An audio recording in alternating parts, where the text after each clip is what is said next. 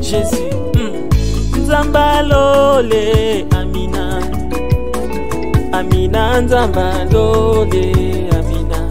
Tokili bilei, bisoto kotimao. JDM TV News, la chaîne des lumières. C'est votre chaîne. Abonnez-vous, abonnez-vous.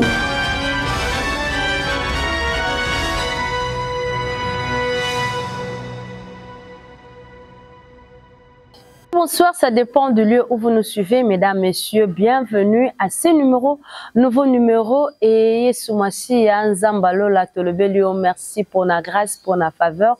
Au Salibiso du sous-soto, communion ensemble, na peuple na yo, surtout les abonnés de JDM TV, na binoso bolinga kabiso, bolanda kabiso na tango nyonso, lelo tozo lobela, femme jumelle du Saint-Esprit et nazanga mon côté, lelo tokolobela yango na maman Sarah aza juste pembeni na ngai ye azape servante na kati ya œuvre na kati ya ministère ye wana tozo lobela lelo sans plus tarder nazo pese maloba na lobi déjà. Bonjour maman Sarah. Bonjour maman journaliste. Merci d'abord maman Sarah Sepeli malgré ma multiple occupation na yo ya ko accordé JDM TV temps pour nato lobela thème oeza femme jumelle du Saint-Esprit. Alors, Tolingi, avant de que nous maman, au définir biso. Ana balandia JDM TV, moi si Azanani et puis Saint-Esprit Azanani. Merci maman journaliste pour la parole.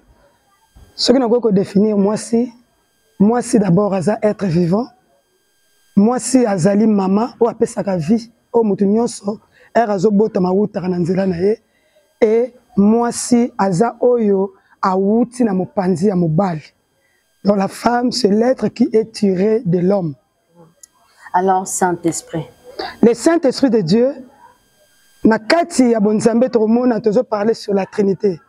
Na kati la Trinité tozo mona Dieu le Père, Dieu le Fils, Dieu le Saint-Esprit. Pona ko le Saint-Esprit na moi phrase amukuse toroba molimo mo santo aza molimo na Nzambe. Alors pour Nayo, olobi moi si aza tiré na mobali, moi si aza aide de définir et être vivant. Alors azo symboliser vraiment nini to nani. La femme symbolise la force. La femme azo symboliser peut aide. Donc na moi muke moi si aza force peut aza aide. Maman Sarah olobi moi si aza force aza aide.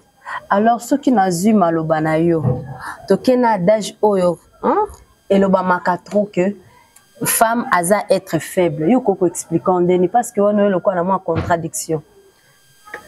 Oui, na mokili balobara mingi moi ça aza être faible. Personne n'a tali na Bible je le ba aza sexe moko faible.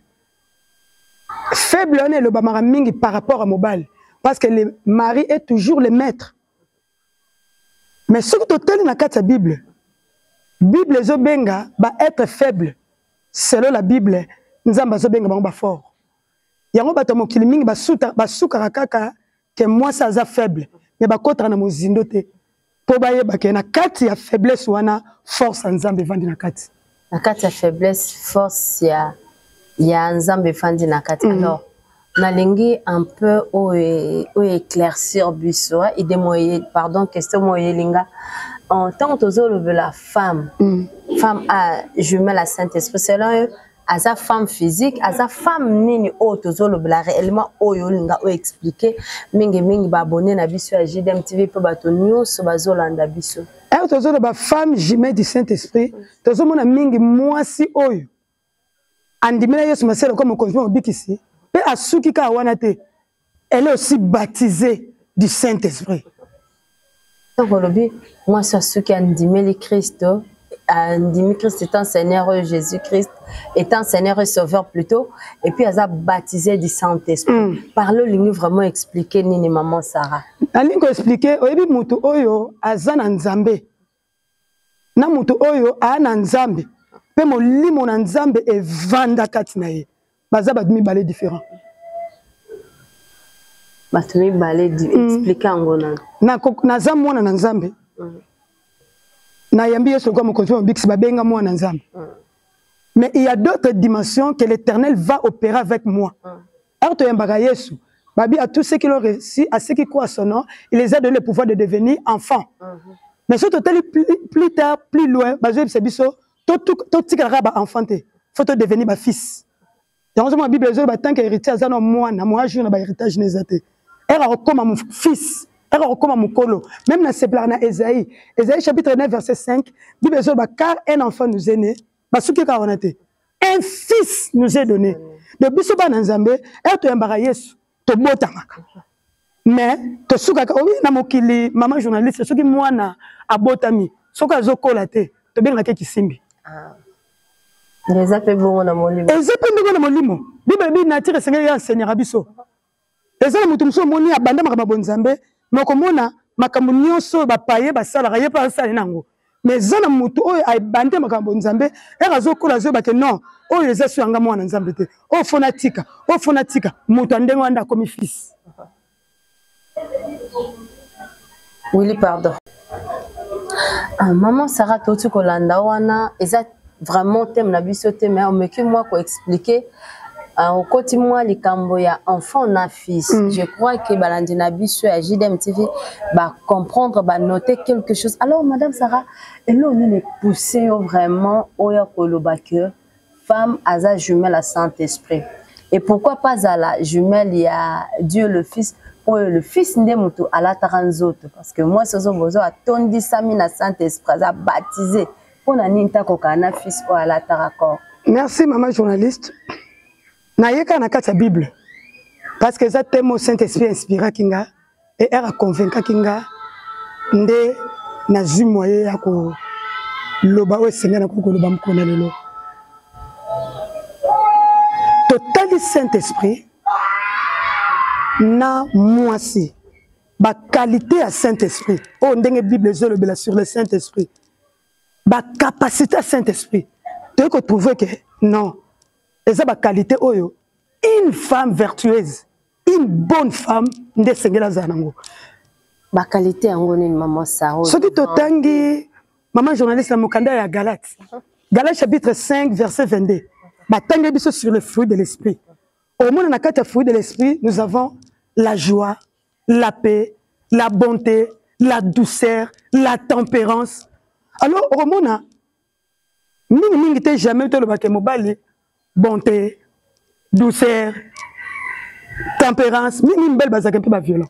Mais une bonne femme, tout le monde a même douceur. Attendre. A toujours un sengo. Alors, tu es là, le caractère n'y a pas le pour le Saint-Esprit. Ndé ba caractère moi si ya malam. Et c'est que la zanango. Il y a une femme jumelle du Saint-Esprit, total ming na physique te, total longité. Vous savez les choses de Dieu est spirituelle.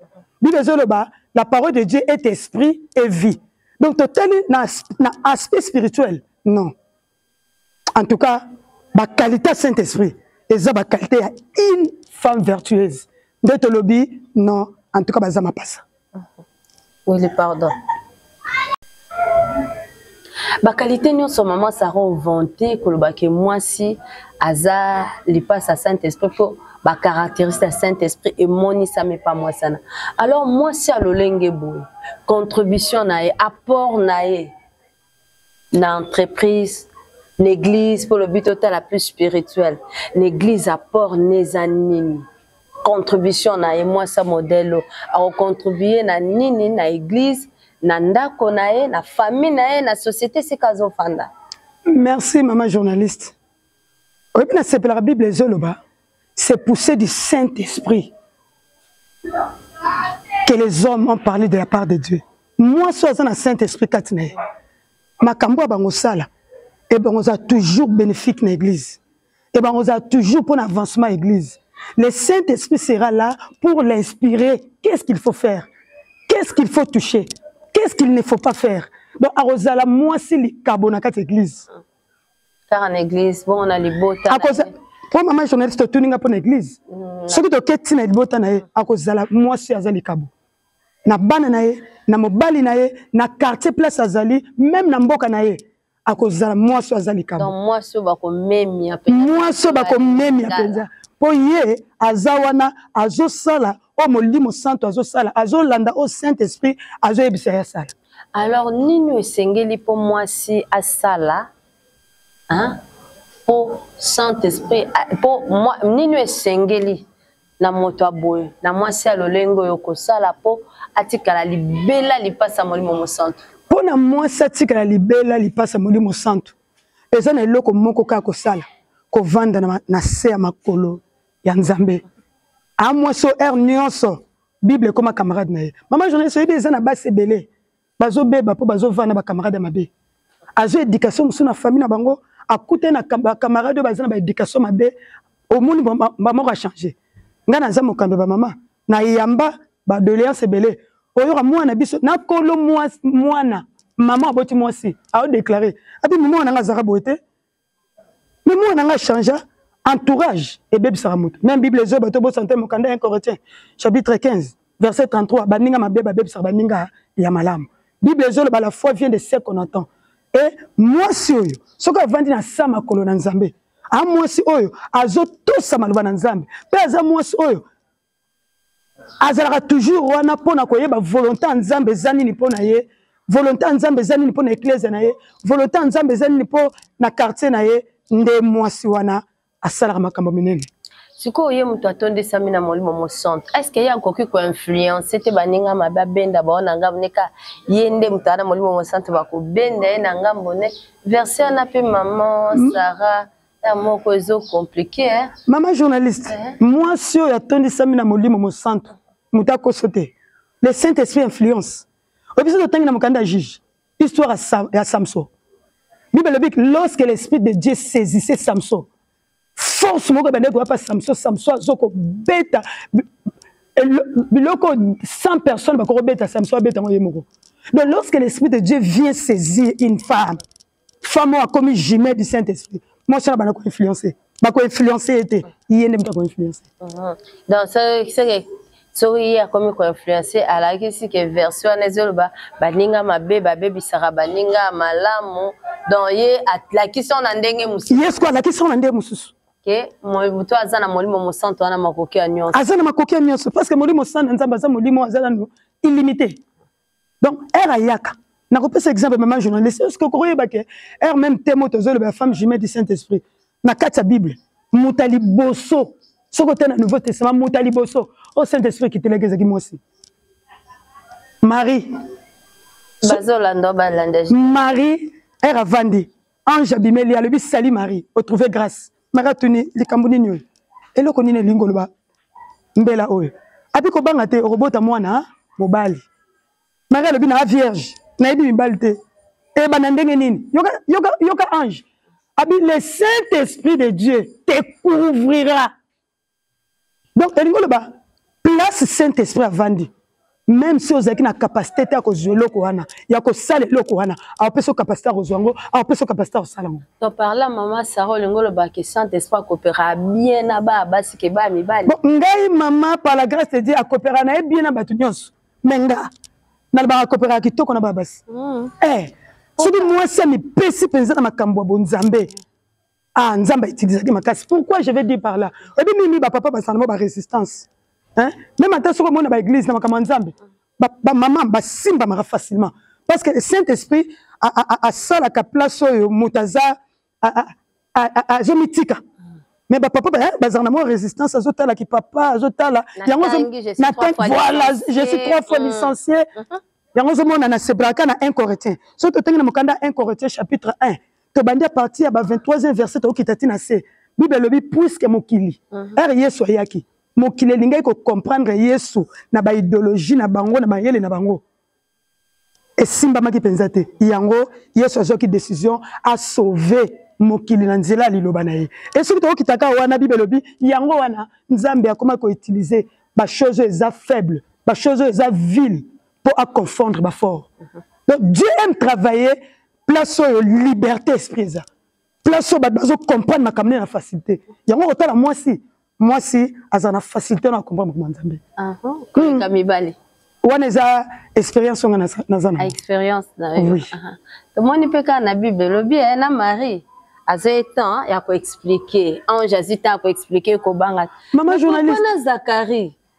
hein na Zacharie papa ya Jean-Baptiste alobi le ko douter comme maman yango na lingo koma même ange maman journaliste oyo abimela ka Zacharie ndele même ange qui n'a abimela pe Marie siko ndenge ni pas Marie azaki na tanda pour kaza moi siko na bali ko azaki na kande moko bon siko ange Gabriel siko point ni différence à bon différence ezalaki po Zacharie douter kinani Zacharie douter nani poto Marie zoloba nga na yebi mibali te boko esi loko a douter e bangisi te azo douter te po eba ke muso bakoro benga sali kindumba pona tanka les aki soki nano bali te bakuti na zemi bako lapide yo kasi tango lobi makambo omoni asutu ki makambo ozebisanga na omoni ko banga ya Zacharie na ko sutuka Marie ezaki nde moko te Zacharie bisa douter ke amoni ke c'est impossible mais yoka Marie na suka mama journaliste alobi esala melanga na mosel na Nzambe kasi après débat Zacharie ka maman ange c'est yo comme baba ti mwana obota ya Zacharie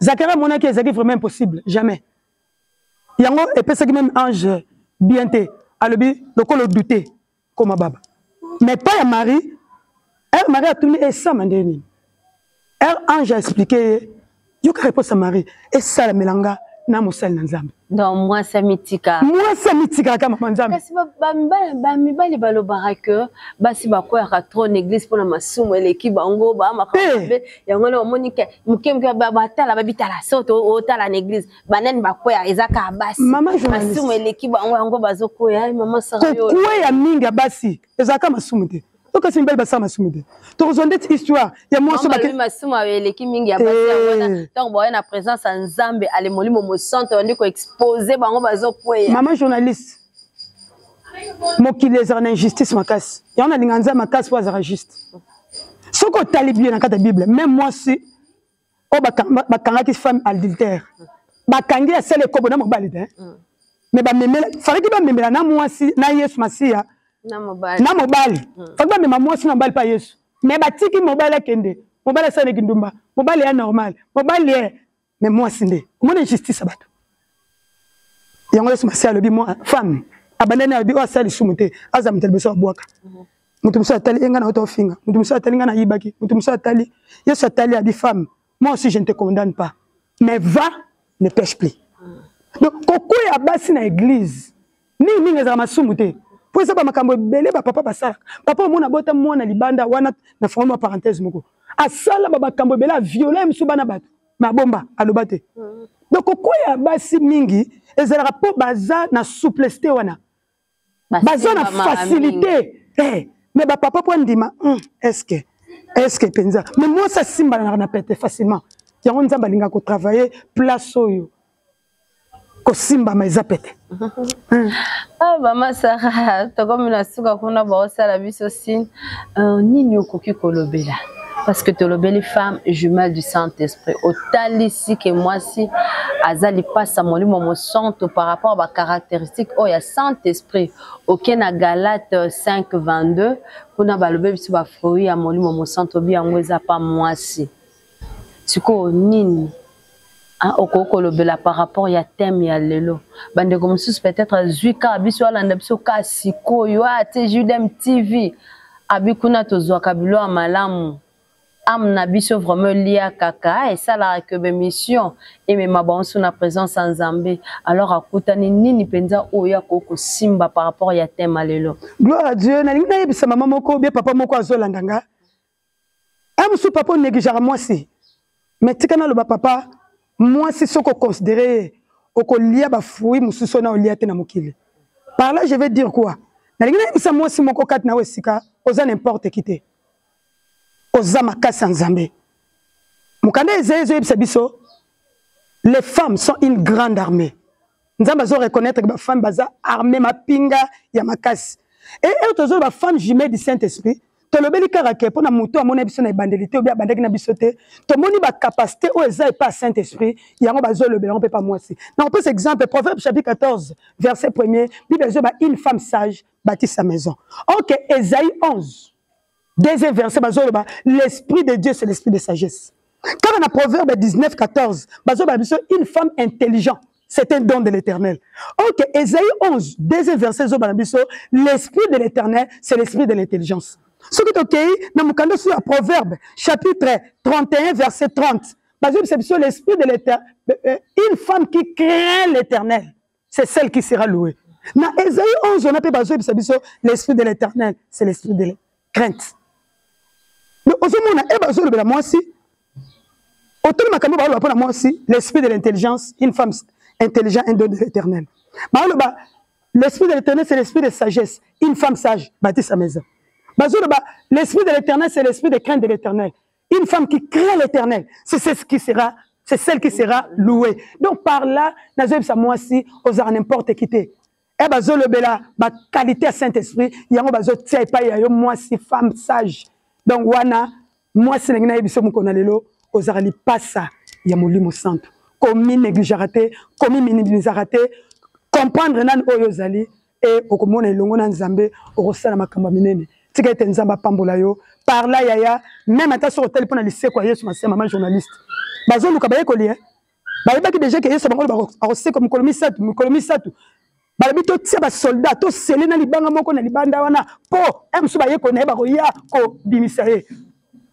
Le troisième jour, baye kol baza na kati banda ko ba olenga, mais Marie mère de Jacques, Salomé, babangate, babima. Pendant que baye ko ba olenga balibaki ba nguma biso mibali ba olenga mais bango batima babi soki to kufa te bazo bima bazo banana ko rouler biso pierre mais bazaki na conviction que nous devons partir na kata moi c'est ma journaliste il y a une force et na aussi ba papa ba négliger moi c'est qu'on néglige moi c'était au moins même ba ministre ba conseiller ba luka ko boma bango bazo bango te e ka ba convaincre ba sina bango bakenda. Donc, maman, papa, attends moi c'est tangité. Attends moi ce monier azama yelete. Mais yebaka zane loko moko o nzamba tsakati na ye et moi suana soko tikeli fait vert a landa nzambe a sale la nzambe a tondi sama na molimo santo. Papa libota na yeko sepela. Mboka na biso ko sepela. Merci beaucoup, maman Sarah. Merci, maman journaliste.